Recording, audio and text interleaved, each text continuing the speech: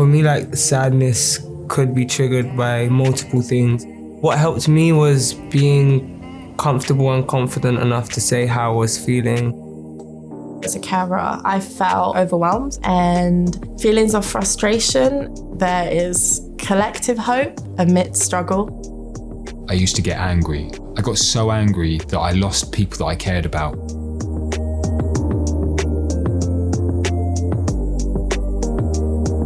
I think most families have generational trauma.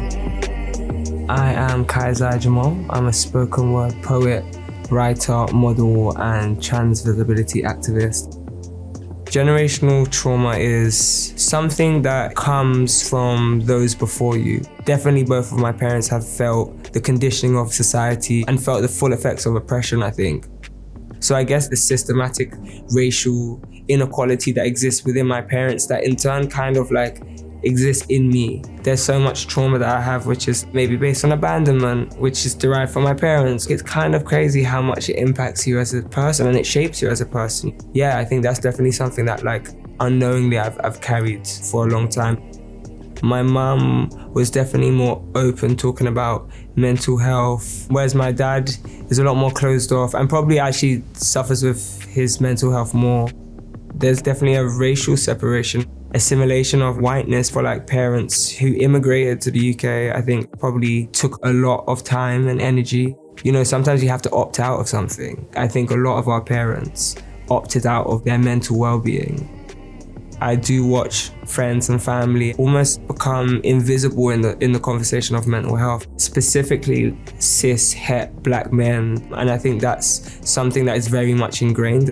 I have so many friends that I'm like, you need to be in therapy. And they're like, why would I go to therapy? Like, that's not, like, I remember someone said to me, like, that's not a black thing. And I was like, wow, this is a huge root of our community mental health issue. There is no access to things. So if there is no access or invitation to something, you believe it's not for you. And I think our parents' generation had that even more than we do. There's such a privilege in being like, I don't want to struggle. I choose not to. Sometimes we get caught up and we forget that we're very much in like an echo chamber of validating one another. When you look at the generation above us, there's a lot of our parents who have kind of walked around this world with no one holding their hand and no one saying like, I've got you. There's only so much that someone can do with what they've been provided. And I think our generation do have a responsibility of trying to use our voices and our resources. Our generation is very, very good at like taking. And sometimes we forget that we should be giving back. And whether it is giving a book, whether it's like a mindfulness CD, whether it's an app, trying to help facilitate and plant these things in people's lives so that we can normalize it. We should also be giving back to those who kind of paved ways for us to be here. Something that I've really been able to like show my parents that I'm okay with being sad. I'm not fighting it. I'll call my parents having a full-on breakdown. And sometimes, I don't know, maybe it makes them feel uncomfortable because like it's a mirror that they're not ready to see. Like it's a mirror to show them how comfortable I am in being sad. Addressing my own trauma has been a long and winding road. Say trauma is like an inflatable ball and you're in the middle of the sea. I'm a poet, so I have to have weird analogies. And I put my hand down and I put this trauma under the water. It just is gonna pop up somewhere else. Like it's gonna disappear for like 4 seconds and then it's gonna come up somewhere else. And like learning how to be like, no, it's like about taking this ball out of the sea and not just hiding things. Health is wealth and like it all starts here. Like everything in your world, it is literally the thing above anything that you have to look after.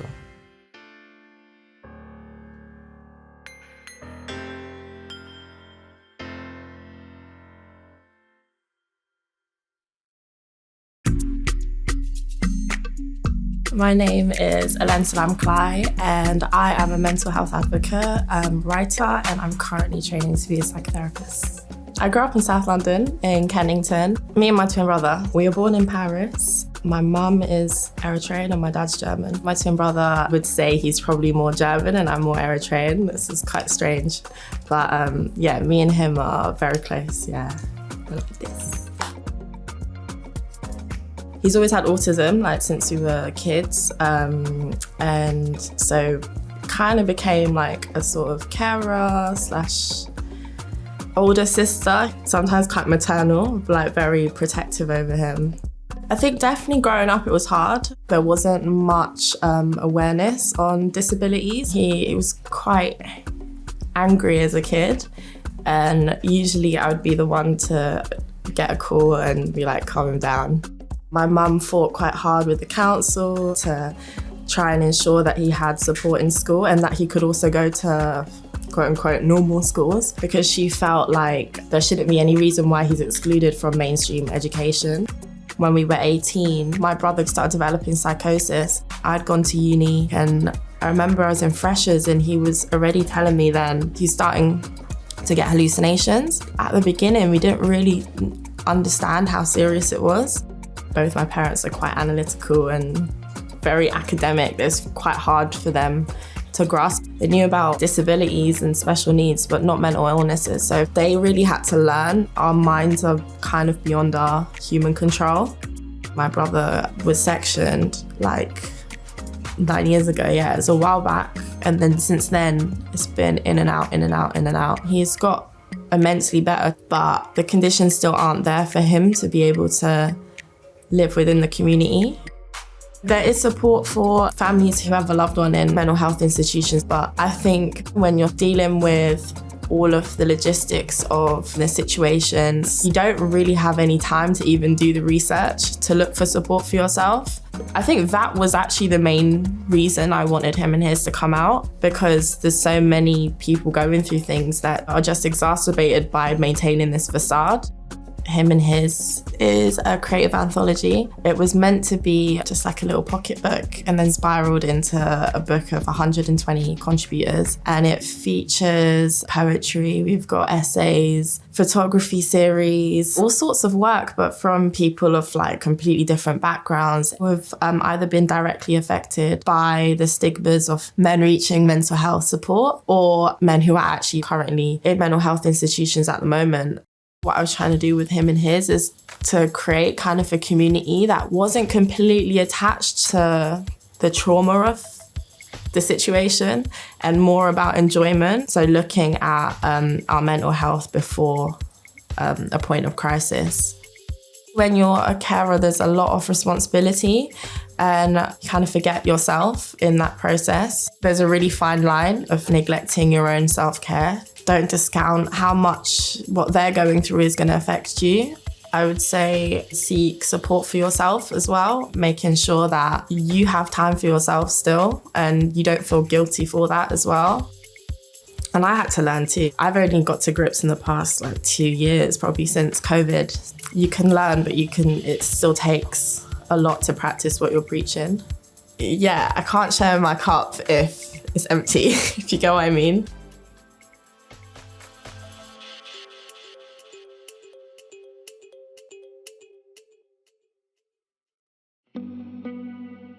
My name is Benjamin May. I am the co-founder of The New Normal, which is a charity that advocates or creates space for peer-to-peer support for adults who are suffering from grief from bereavement and also from mental health.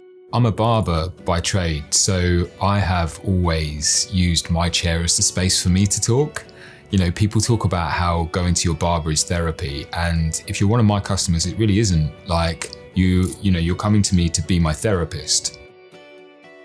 I spent a lot of time on football terraces when I was young, around a lot of very violent people. These men had been really deprived of work, of opportunity, and that fed into their children. My dad himself was known to be quite a violent man when he was younger. There seemed to be a trend of aggression and violence. The first time that I was sent to a therapist, I was 10. I'd been kicked out of school. Mental health wasn't something that I was aware of. My parents were in the process of going through a divorce. I was really struggling. I went to one session, said absolutely nothing, didn't go again for another 16 years. It took me until I was 26 to really start to think about who I was as a person and what my behaviour meant. I was in a relationship with this really wonderful person. She gave me everything that I needed, but when the relationship started to fall apart, I wasn't actually able to articulate myself. When we broke up, my partner said she loved me, but she didn't like who I'd become. That really struck a chord with me, and it sent me into this journey to have to work out exactly who I was and why I was behaving like this. For the first time in my life, I was really starting to see the shades and the shadow of the men that I'd grown up on those football terraces around. It was at this moment where I decided that I was going to try and get help for anger.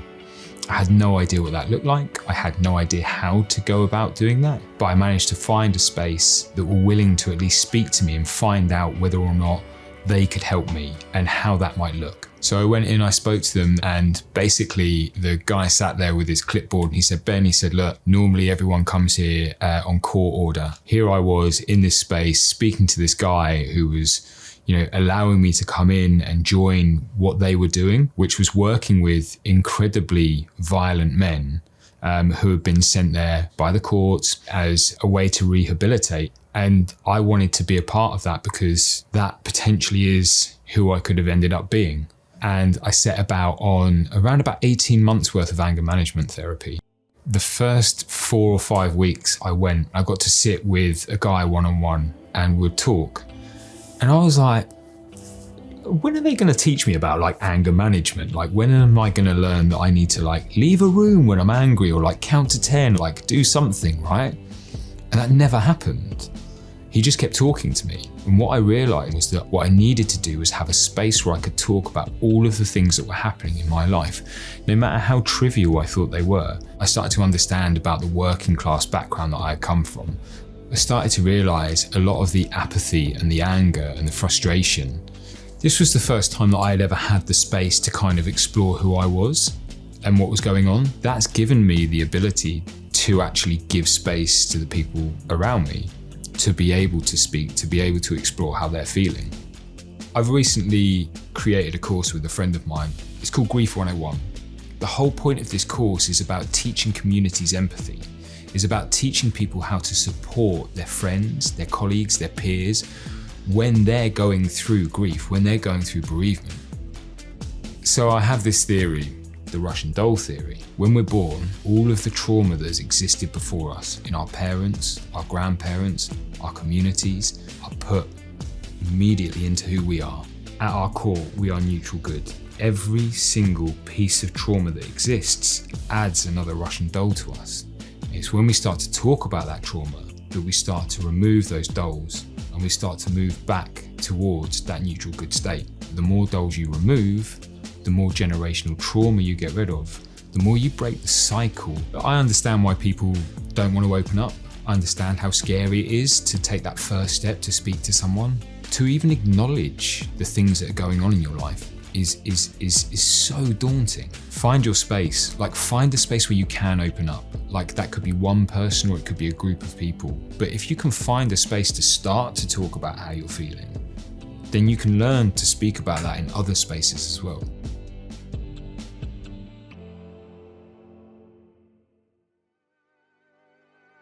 I just want people to recognize that we all deserve a chance at forever and freedom and love. And sometimes our brain just doesn't let us know that. If your brain isn't letting you know that, then this is the reminder. You deserve it all. We all do. If you had a physical ailment, you wouldn't suffer in silence. There will always be one person who is also going through a similar thing. You're not alone in whatever struggle that you're facing. Talking and opening up about how we feel is so key. Don't be scared of it, because the moment that you start letting some of that darkness out, you let in light.